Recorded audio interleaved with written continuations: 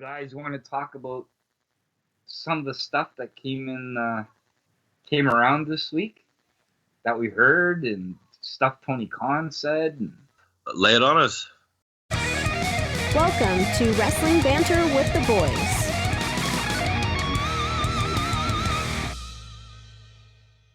Well, Matt, Eric, I know we talked it all before, but I guess it came to what's the word?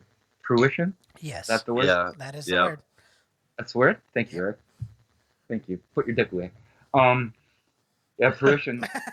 That he announced that the Forbidden Door is now open. We've been speculating. See, I talked to Eric earlier this week, and I read so much stuff that I don't know where to get it from, or I combine it all, or what, you know what I mean? It doesn't seem right.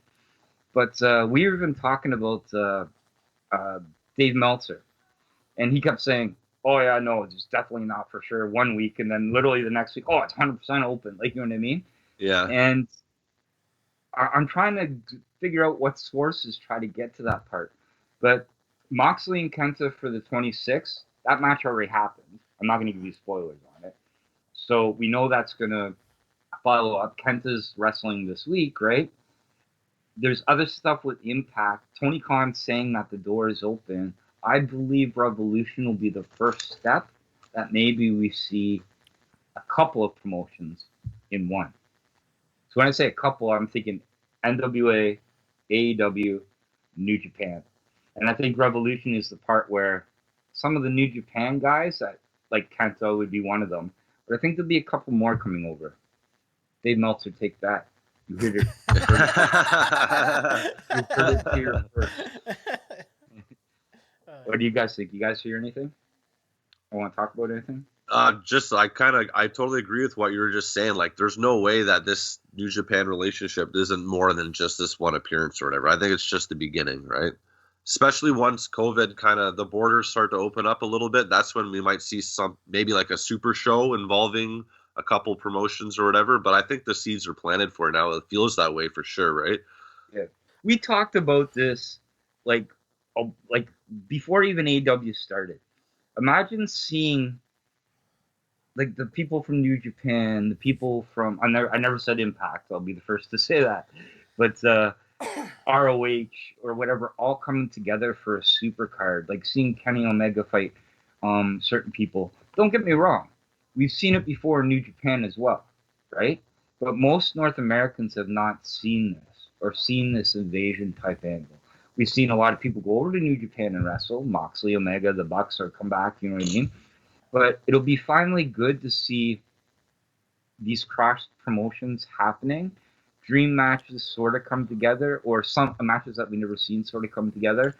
And it's going to be an exciting year, especially when COVID, all these lockdowns wherever, and all the attendance will go back up. It's going to be a very exciting year. And Kenny Omega supposedly planned all this, like that Impact angle and the New Japan. He's the one that mended the fences type thing.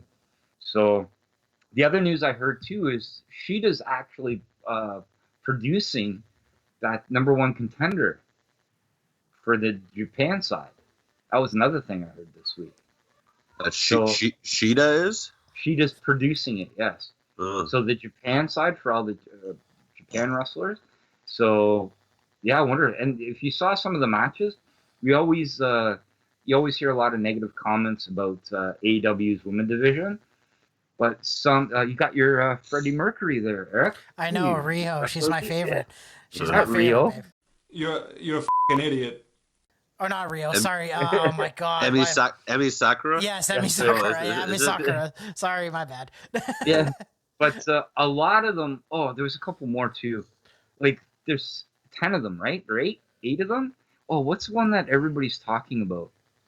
From she's a pop star in Japan, and like her Twitter is hilarious. Yeah, Ito or something like that.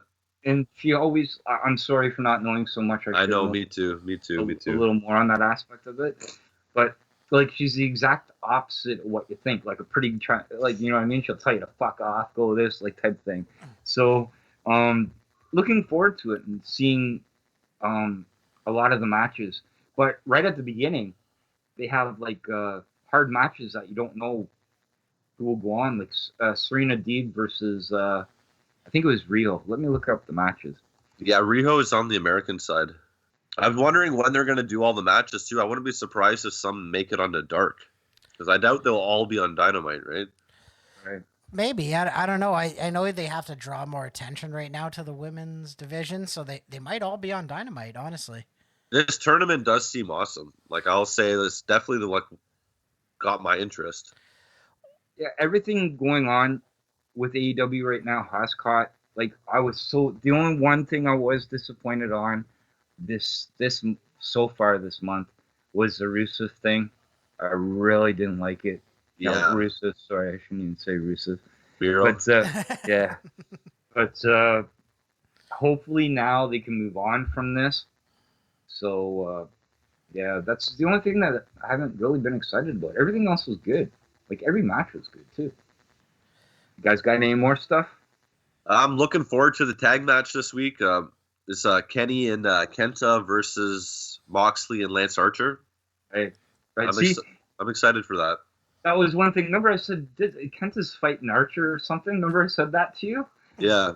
Before, that's where I got the mixed messages from. So that was sort of the intercombined.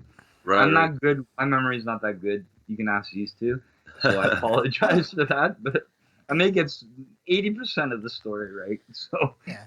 But yeah, so yeah, it's good. I guess with Lance Archer, Kenta, all of those guys are New Japan, more or less, or know the New Japan type of story or mold that New Japan likes. So it's a good 4 pick for them to do that. And I'm looking forward to that match too. It should be good. Let's see the ratings this week too. It was last week the ratings. AEW killed NXT. Sounds good.